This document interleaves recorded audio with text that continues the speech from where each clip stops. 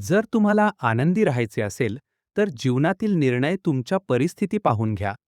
जे लोक जग पाहून निर्णय घेतात ते आनंदी राहत नाहीत. कुणी काहीही म्हटले तरी स्वतःला शांत ठेवा, कारण सूर्याच्या किरणांची ताकद कितीही जास्त असली तरी समुद्र कोरडा राहतो. एकाने तक्रार केली, "हे देव, मी खूप कष्ट करून घर तयार केले. तू वादळ पाठवलेस आणि माझे घर नष्ट झाले." वरून एक आवाज आला, "सर्प तुझ्या घरात आले होते, तुझ्यावर हल्ला करण्यासाठी. म्हणून मी वादळ पाठवले, जेणेकरून तू जागा होशील आणि उडून जशील. तुझे जीवन सुरक्षित राहो." आपल्याला जीवनात किती अडचणी येतात. आपला देव आपल्याला अडचणीतून कसा वाचवतो ते आपल्याला कळतच नाही. जर तुम्हाला वाटले की देवाने तुला अडचणीत आणले, तर विश्वास ठेवा की तो तुला अडचणीच्या पलीकडे घेऊन जाईल. मनाचा वेदना संपत नाही, त्यामुळे दुसऱ्याला शाप देण्याचा काही फायदा नाही. सर्वात सोपा उपाय म्हणजे मन देवाला अर्पण करणे. जेव्हा तुम्ही देवाशी जोडता, तुम्हाला जीवनात आनंद, शांती, संयम, धैर्य, ताकद आणि प्रेम मिळेल. नवीन ऊर्जा, संतोष आणि जीवनाचा योग्य मार्ग नक्कीच सुरू होतो आणि आपल्याला कळत नाही की आपले मन वेदनेपासून मुक्त कसे होते. जर देव तुला विचारल्यापेक्षा जास्त वेळ थांबत असेल, तर तयार राहा. तो तुला विचारलेल्या पलीकडे खूप काही देणार आहे. ज्या प्रकारे लोक मृत व्यक्तीस खांदा देणे पुण्य समजतात, जर ते जिवंत व्यक्तीस आधार देणे पुण्य समजले असते, तर जीवन सोपे झाले असते. इतकं विचार करू नका की ज्याने तुला जीवन दिले त्याने तुझ्या भूतकाळाबद्दल काही विचार केला असेल. अगदी उद्या अडचणींनी भरलेले असले तरी उद्या तुमच्या हातात आहे. मन अंध आहे, त्याला स्वतःचे ज्ञान नाही. मनाला काहीही माहीत नाही आणि ते तुला योग्य दिशेने मार्गदर्शन करत नाही. त्यामुळे अंध मनाच्या शब्दांचे अनुसरण करून महत्त्वाच्या कामांपासून दूर राहू नका. थांबा, तुम्ही नेहमी आपल्या बुद्धीने काम करा, मनाने नाही. कारण अंध मन नेहमी महत्त्वाचे काम करण्यापासून थांबवते. जेव्हा तुम्ही बुद्धीने महत्त्वाचे काम करण्यास सुरुवात करता, तेव्हा हळूहळू तुमचे मन तुमचे मित्र बनू लागते. पण आत्ता तुमचे मन तुमचे शत्रू झाले आहे, जे दिवसेंदिवस तुमचे नाश करत आहे. मनाच्या विचारांना बाहेर सोडू नका. जसे तुम्ही गुप्त मंत्राचे संरक्षण करता, तसे तुमचे मोठे लक्ष मनात ठेवून त्याचे संरक्षण करा. संपूर्ण काम करा आणि काम पूर्ण झाल्यावरच बोला. कारण बहुतेक लोक आपल्या समस्यांमुळे नाही, तर इतरांच्या प्रगती पाहून दुःखी होतात. जेव्हा मोठ्या लक्ष्यासाठी मोठी गोष्ट असते, तेव्हा ती फक्त त्याच लोकांसोबत शेअर करा, ज्यांना ती गोष्ट त्यांच्या जीवनात हवी आहे. ती स्वतः जपण्याचे साहस आहे का? जर तुमची आर्थिक स्थिती कधी कमजोर झाली, जर कधी मोठा तोटा झाला, जर कधी सर्व काही चोरले किंवा नष्ट झाले, तर ती गोष्ट स्वतःच सुरक्षित ठेवा आणि तुमच्या मित्रांना किंवा नातलगांना तुमच्या आर्थिक स्थितीबद्दल माहिती देऊ नका. सहानुभूती मिळवण्यासाठी 4 अश्रू पण सोडू नका. कारण लक्षात ठेवा, आत कदाचित कमी असाल, पण बाहेर पूर्ण ताकद ठेवा. कारण लोकांना समजेल जितके तुम्ही दाखवाल. लोकांनी समजून घेतले की तुम्ही पैसे कमी आहात, तुमच्या आर्थिक स्थितीत समस्या आहे, ते तुमचे पैसे तुमच्या वागणुकीतून काढतील आणि तुम्ही वेळापूर्वी संपाल. कारण हे निसर्गाचे नियम आहे की ज्याच्याकडे पैसा आहे त्याला पैसा मिळतो आणि पैसा मिळवण्यासाठी पैसे दाखवावे लागतात. त्यामुळे आर्थिक स्थिती कमजोर असेल तर जास्त हसा आणि जास्त ताकद दाखवा. रडू थांबा, मध्यमतेला स्वीकारणे थांबा, भूतकाळाबद्दल दुःखी होणे थांबा, नसलेल्या गोष्टींबद्दल काळजी करणे थांबा, उद्या काय होईल याची काळजी करणे थांबा. नेहमी एक गोष्ट लक्षात ठेवा, सर्वप्रथम कोणत्याही मित्रावर विश्वास ठेवू नका. तुमच्या आसपास असे लोक आहेत का जे सतत नकारात्मक कृतींमध्ये गुंतले आहेत? ते कितीही गरीब असले तरी आज नाही तर उद्या ते नक्कीच तुम्हाला हानी पोचवतील. तुमच्या स्वतःला बदलल्याशिवाय तुमच्या जीवनात काहीही बदलणार नाही. सत्य तुमच्या समोर आहे.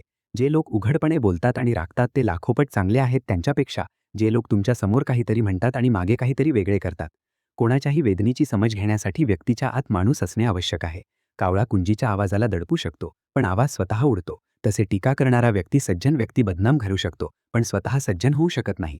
जर तुम्ही एकटे असाल तर ते आशीर्वाद समजून घ्या, कारण देवाने तुम्हाला स्वतःला सुधारण्यासाठी आणि एकटे राहण्यासाठी थोडा जास्त वेळ दिला आहे. आनंद घेणे शिका, कारण कोणीही कायम तुमच्यासोबत राहणार नाही. वेळेची सवय आहे, जे काही होते ते जाते. यशस्वी व्यक्ती कदाचित आनंदी राहील किंवा राहणार नाही.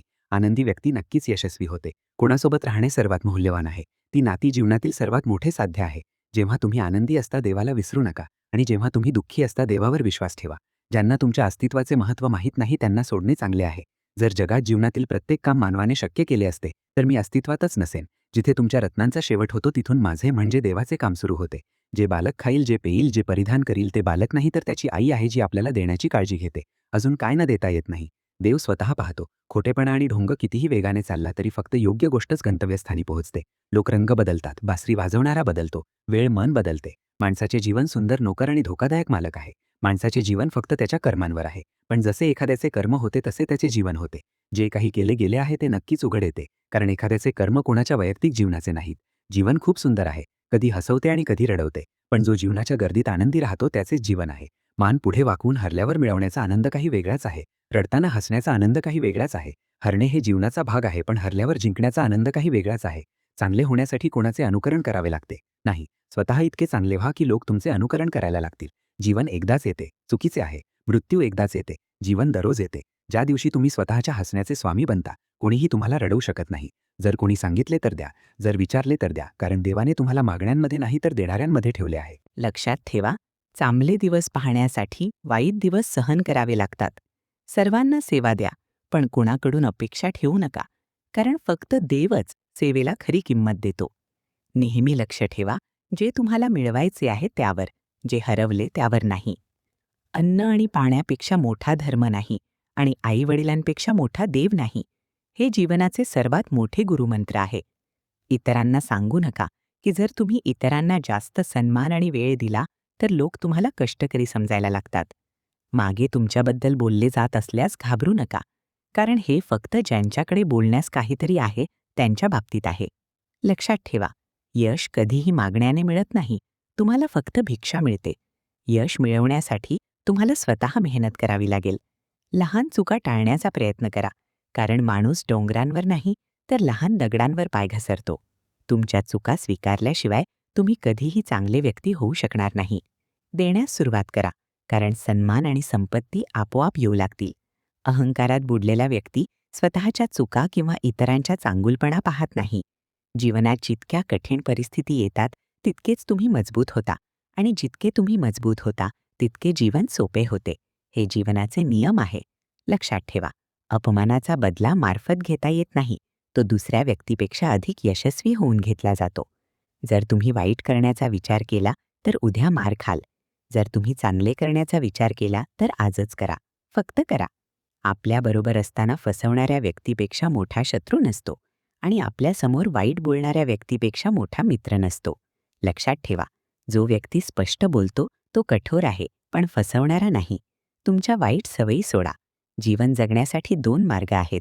एक म्हणजे जे तुम्हाला आवडते ते साधणे, आणि दुसरे म्हणजे जे साधले ते आवडायला शिकणे. गोष्टी मिळण्याआधी त्यांना किंमत असते, आणि व्यक्तीची किंमत गमावली जाते दिल्यानंतर. फक्त आईवडिलांचे प्रेम मोफत मिळते. या जगात बाकीच्या प्रत्येक नात्यासाठी काहीतरी पैसे द्यावे लागतात. कोणत्याही अपमानाला इतक्या सन्मानाने प्रतिसाद द्या की अगदी दुसऱ्याला लाज वाटेल. तुम्ही तुमच्या समस्यांवर आणि अडचणींवर कधीही नियंत्रण मिळवू शकणार नाहीत, जोपर्यंत तुम्ही इतरांना जबाबदार धरत राहता. जितके शक्य तितके ऐका आणि जितके शक्य तितके थोडे बोला. कदाचित म्हणून देवाने आपल्याला 2 कान आणि फक्त 1 तोंड दिले आहे. पुन्हा पुन्हा माफ करा, पण फक्त एकदाच विश्वास ठेवा. जीवनात कोणालाही इतकी महत्त्व द्या की ते तुमच्या चेहऱ्यावर हसू घेऊन जाईल. तुमच्या जीवनातील समस्यांना कोणाशीही शेअर करू नका, कारण 80% लोकांना त्याची काळजी नाही. उरलेले 20% लोक आनंदी आहेत. कदाचित या समस्यांचा सामना तुमच्या जीवनात असू शकतो. यश फक्त त्याच्याच मिळते जे वेळा आणि परिस्थितींवर रडत नाहीत. नेहमी लक्ष ठेवा, जे तुम्हाला साधायचे आहे त्यावर, जे हरवले त्यावर नाही. स्वतःपासून काहीही कायमचे नाही. जास्त ताणू नका, कारण परिस्थिती कितीही वाईट असली तरी ती बदलते. वेळेसोबत अनेक गोष्टी बदलतात. लोक, मार्ग, भावना, आणि कधीकधी आपण स्वतःही बदलतो. जे काही तुम्ही आज केले आहे तेच तुमच्यासोबतही होईल, हेच नशीब आहे. नियम असा आहे की जर तुम्ही कोणी व्हायचे असेल तर कोणीच्या गरजेपेक्षा त्याचा अभाव व्हा. कोणालाही गरज पूर्ण करणे शक्य आहे, पण कोणीही कोणीच्या अभावाची पूर्तता करू शकत नाही. जर तुम्ही कोणालाही काही देऊ शकत नसाल तर फक्त प्रार्थना करा, कारण प्रार्थना ही अशी देणगी आहे जिच्यासाठी श्रीमंत देखील मदत करू शकतात. जिथे गरज आहे तिथे ती पोहोचते. आपल्यामुळे इतर त्रस्त आहेत, त्यामुळे तिथून दूर जाणे चांगले. नाते संबंधित नाती देवदूतांनी सुरक्षित केलेली आहेत, त्यांना तुटवण्याचा प्रयत्न करू नका. ते हे देखील सांगत आहेत की चुका तुम्हाला पूर्वीपेक्षा चांगले बनवण्याची शक्ती देतात. फसवणूक, कपट आणि पाप तुम्ही फक्त तितकेच करू शकता जेवढे तुम्ही सहन करू शकता, कारण निसर्ग कोणीही सोडत नाही. सर्वांचा हिशाब जमिनीत आहे. जर तुमचा कोणताही शत्रू नाही, तर याचा अर्थ तुम्ही ज्या ठिकाणी सत्य बोलणे फार महत्त्वाचे होते, तिथेही तुम्ही शांत होते. प्रेम मोफत आहे, तरीही हे पृथ्वीवरील सर्वात महागडे आनंद आहे. आतापर्यंत मला हे कळले आहे की काही दुर्बल लोकांशी खोल नाती असतात, जे विश्वास खेळणीप्रमाणे तोडतात. इंद्रधनुष्य केवळ पाऊस आणि सूर्यप्रकाशाच्या संगमाने तयार होते, त्यामुळे ते सुंदर आहेत. जीवनासाठी आनंद आणि दुःख दोन्ही आवश्यक आहेत. एखादी व्यक्ती फक्त स्वतःसाठी कमी आणि इतरांसाठी जास्त जगल्यास चिंतित आणि ताणलेली होते. जे क्षण तुम्हाला खटकवतात त्याला वाईट समजू नका. उलट त्या क्षणाचे कौतुक करा, कारण तो तुम्हाला जगायला शिकवतो. तुमच्या यशात ज्यांना तुम्ही आवडता त्यांचा सहभाग आहे. तुमच्या संघर्षात ज्यांना तुम्ही आवडता त्यांचा सहभाग आहे. चमक ती आहे जी आधी सर्वात जास्त विखुरली गेली होती. हेच जीवन आणि जंगलाचे सत्य आहे. प्रत्येक क्षण सर्वजण आनंदी आहेत. जर तुम्ही ठेवू शकत नसाल तर कधीतरी कोणी वेगळे होईल. कोणी अंतर तयार करण्याचा प्रयत्न करेल. कोणी काही हेतूसह तुमच्याकडे येईल. आणि हजारांपैकी फक्त 1 किंवा 2च जण अडचणीच्या वेळेस तुमचा हात धरायला कारण शोधतील. काही चुकीचे निर्णय नाती जीवनाचा खरा अर्थ शिकवतात. एकच अट आहे राखण्यासाठी. कोणाच्या दोषांकडे नाही तर चांगुलपणाकडे पहा. इतरांची काळजी गरजेशिवाय घेणे चांगल्या व्यक्तिमत्वाची ओळख आहे. नेहमी देवावर आशा ठेवा, कारण या संपूर्ण जगात कोणीही इतक्या पटकन मान्य होत नाही जितके देव मान्य होतो. जो व्यक्ती मनःशांत आहे, जो बोलताना आणि काम करताना शांत राहतो, तोच व्यक्ती सत्य प्राप्त केलेला आहे आणि वेदना आणि दुःखापासून मुक्त झाला आहे. सूर्यप्रकाशापूर्वी जळतो तसेच माचीस आपल्यापासून इतरांना जळण्यापूर्वी स्वतः जळते. तसेच आपला रागही माचीससारखा आहे, जो इतरांचा नाश करण्यापूर्वी स्वतःचा नाश करतो. केवळ 2 लोक बुद्धिमान शब्द बोलतात.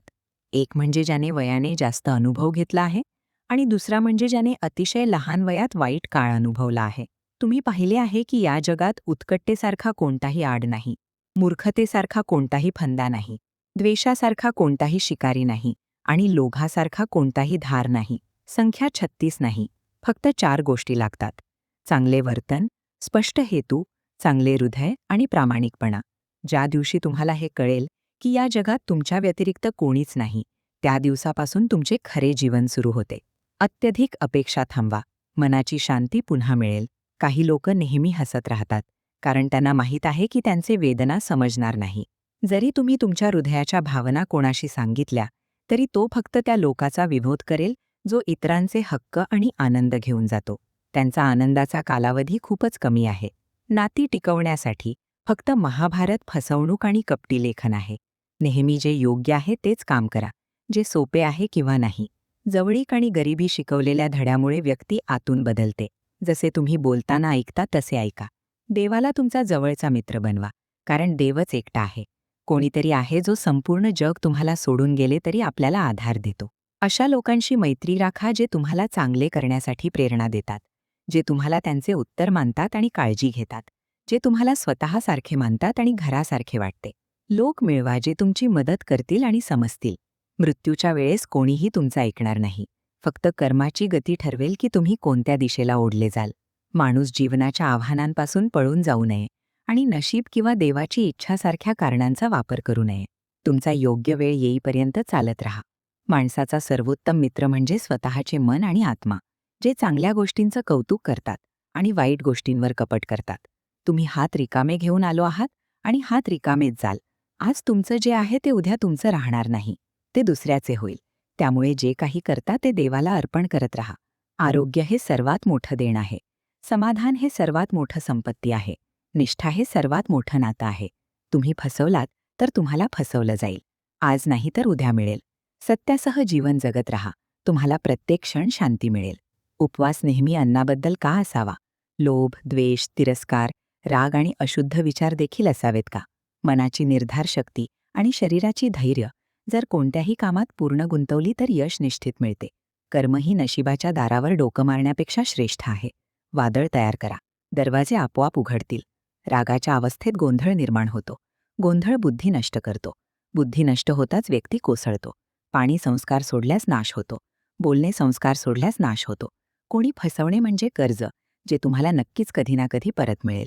हे कलियुग आहे. नेहमी तयारीसह राहा. हवामान आणि लोक कधी बदलतील याची खात्री नाही.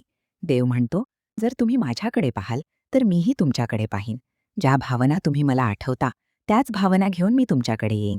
प्रतिशोध घेण्याचा विचार करू नका. आरामात बसा. ज्यांनी तुम्हाला वाईट केले त्यांना अखेरीस तेच होईल. या जगात उत्कटतेसारखा कोणताही आग नाही, मूर्खतेसारखा कोणताही फंदा नाही, द्वेषासारखा कोणताही शिकारी नाही आणि लोभासारखा कोणताही धार नाही. आनंदाचा मार्ग नाही तर आनंद आहे. एकच मार्ग आहे. जर तुम्ही योग्य दिशेत असाल तर चिंता करू नका, पण त्या दिशेने चालत राहा. असे केल्याने तुम्ही नक्कीच तुमच्या ध्येयापर्यंत पोहोचाल. वेळ ही संपूर्ण जगातील सर्वात मौल्यवान गोष्ट आहे, त्यामुळे ती वाया घालवू नका. अन्यथा शेवटी तुम्हाला फक्त पश्चात्ताप मिळेल. जीवनात स्वतःची तुलना कोणाशीही करू नका. जसे चंद्र आणि सूर्याची तुलना करता येत नाही, कारण दोघेही स्वतःच्या वेळेला चमकतात. जर एखादे काम करताना तुम्हाला भीती वाटली तर लक्षात ठेवा की भीती म्हणजे चिन्ह आहे की तुमचं काम खरोखर धैर्यपूर्ण आहे. ज्यांचे मोठे आणि अद्भुत स्वप्ने आहेत त्यांचे परीक्षाही प्रचंड आहेत. त्यांचे धैर्य कधीकधी हरते, पण उत्कटतेत झुकणेही त्यांना पुढे जाण्यापासून थांबत नाही. पण तुमच्या बोटातील खडक जे तुम्हाला पुढे जाण्यापासून थांबवतात त्या खडकांना बाहेर फेकून द्या.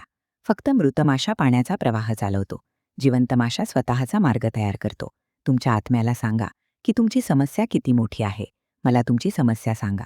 धैर्य किती मोठे आहे. यशस्वी तोच आहे जो आपल्या इच्छाशक्ती जिंकतो. शत्रू जिंकतो तो नाही. जर एखाद्यामुळे तुम्ही तुमच्या स्वप्नावर काम थांबवलं फक्त म्हणून की त्याला वाटतं तुम्ही ते करू शकत नाही, जर तुम्ही करू शकता तर ते तुमचं स्वप्न नाही, फक्त तुमची छोटी इच्छा आहे. तुमच्याजवळ काही माहिती नसलेल्या लोकांच्या शब्दांना हृदयात घेऊ नका. पुढे जा आणि काहीतरी करा.